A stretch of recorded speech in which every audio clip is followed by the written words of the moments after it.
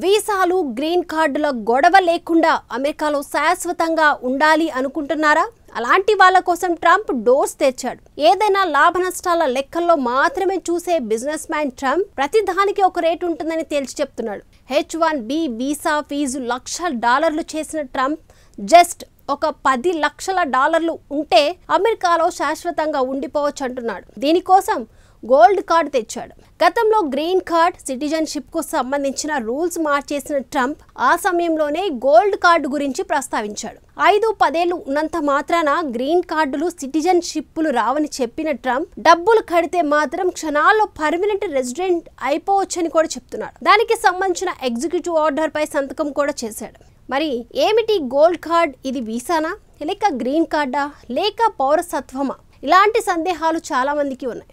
Gold card అంటే పౌరసత్వం కాదు, వీసా లాంటిదే. కాకపోతే ఎంత కాలమైనా ఉండడానికి అనుమతించే వీసా ఇది. గ్రీన్ కార్డ్ అమెరికాలో కొంతకాలం ఉంటే వస్తుంది. గోల్డ్ కార్డ్ డబ్బులతో కొనుక్కోవాలి. దీని ద్వారా అమెరికాలో చట్టబద్ధంగా ఎంత కాలమైనా ఉండడానికి అనుమతి వస్తుంది. గ్రీన్ కార్డ్ హోల్డర్లు, సిటిజన్లు కట్టినట్టే పన్నులు కడుతూ ఉండిపోవచ్చు. అయితే ఇది వీసా కాబట్టి అమెరికా రూల్స్ అతిక్రమిస్తే క్యాన్సిల్ కూడా చేసే ఛాన్స్ ఉంటుంది. ఎవరైనా అమెరికా స్థిర నివాసం కావాలంటే ఈ గోల్డ్ కార్డును కొనుగోలు చేసుకోవచ్చు.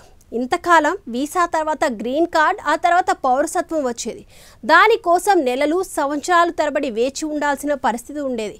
కానీ లక్షల్లో డాలర్లు కుమ్మరించే స్తోమత ఉన్న సంపన్నులు క్యూలో నిలబడకుండా డైరెక్ట్గా రెడ్ కార్పెట్ పరిచి ఆహ్వానించేదే గోల్డ్ కార్డ్. ఇంతకాలం ఉన్న EB-5 స్థానంలో గోల్డ్ కార్డు తెచ్చాడు ట్రంప్. గోల్డ్ కార్డు ఉన్న వాళ్ళు అమెరికాలో చట్టబద్ధంగా ఉండిపోవచ్చు. అమెరికాలో స్థిరపడాలనుకునే సంపన్నులకు గోల్డ్ కార్డు చక్కటి మార్గం అంటున్నాడు ట్రంప్.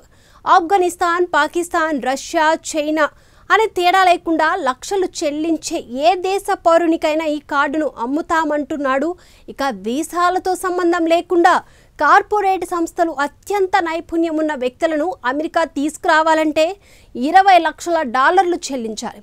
ఈ కార్డు సాయంతో తమకు నచ్చిన ఓ విదేశీ ఉద్యోగిని శాశ్వత నివాసీ కోటాలో అమెరికాకు పంపవచ్చు. అంతేకాక తమ అవసరాలకు అనుగుణంగా ఆ వ్యక్తిని వెనక్కి రప్పించి ఆ స్థానంలో మరొకరిని కూడా పంపవచ్చు. వీటితో పాటు ప్లాటినం కార్డ్ అని మరొకటి కూడా తెచ్చాడు. ఈ ఆఫర్లతో దీనితో అమెరికా ఖజానా నిండిపోతుందని ట్రంప్ లెక్కలేసుకుంటున్నాడు.